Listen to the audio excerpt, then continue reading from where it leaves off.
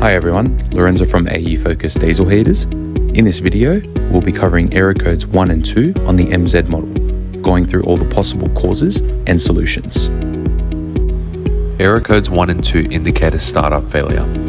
There are a few common causes, so we'll work through them in order.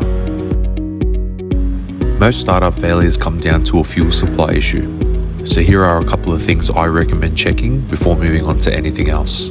Start by making sure your tank has diesel. If it has run empty and you've just refilled it, depending on the length of your fuel line, the heater may need a couple of attempts before it starts. Please keep in mind diesel has to travel from your tank, through your fuel filter, then through your pump, then through to the heater. Here is what I recommend doing if your tank has run empty. The first thing you must do is fully disconnect the main wiring harness from the heater for about 3 seconds, then reconnect it. Once you've done this, start priming the unit. To prime the unit, hold down the small button on the bottom left of the LCD panel for about 8 seconds while the heater is off. Once the letter P displays, let go of the button. If it does not display, disconnect the main wiring harness from the heater and attempt again. Once you have it priming, the heater will run through 2 startup cycles, and if the fuel has not reached the heater, it will display an error code 1 or 2. If this happens, disconnect the main wiring harness adapter from the heater again and repeat the process till the heater starts up automatically. You'll know it's fired up successfully when the flame icon appears on the LCD panel. Another common cause is air bubbles in the fuel line. In the line you should see a consistent solid flow of diesel. If you notice large consistent air bubbles, that usually means there's a pocket of air being drawn in from somewhere, and this can be from a loose mini clamp along the line, it can be from a split in the fuel line somewhere, or it can be the angle of the pump. The heater performs better and gets rid of any air bubbles when the pump is mounted on an angle.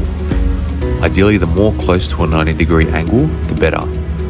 But on a caravan chassis, you usually get around 45 degrees, which is still fine. Make sure that the outlet side of the pump is pointing upwards. This helps prevent air from getting trapped in the fuel line. Another possible cause of errors 1 and 2 is an exhaust issue. A common sign that it is an exhaust issue is heavy, excessive smoke when the heater is attempting to start. If you have an older heater, there could be a slight chance that there's a carbon buildup or an insect nest buildup in your muffler or exhaust. I recommend start by disconnecting the muffler first and pointing your exhaust down towards the ground. If the smoke stops, then there is something blocking your muffler. If the issue persists, remove the exhaust from the bottom of your heater and try again. If there is a blockage, clean it out or replace the muffler or exhaust pipe if needed. It's also important to keep the exhaust as short as possible. We highly recommend not exceeding 1.2 meters in total exhaust length. If the heater still isn't starting, then there could be something preventing your glow plug or burner mesh not allowing the heater to fire up. If the van has travelled in extremely dusty roads, then it is possible the cold air intake filter has pulled dust into the combustion chamber and clogged up the glow pin area, including the burner screen mesh that sits at the base of the glow pin. The glow plug and burn screen mesh should be removed and cleaned. Once the glow plug is removed, blow high pressure air into the cold air intake and into the area where the glow plug sits, and this may clear the blockage. Here's a quick demonstration on how to inspect the glow plug and burn screen mesh. First, undo the grill at the back of the unit and release the clips. Next, carefully unplug the glow plug from the motherboard. Then, gently take off the rubber protection cap that covers the glow plug. For removal, you can use pointy nose pliers or the glow plug socket from our toolkit. In this demonstration, I'll be using the removal socket.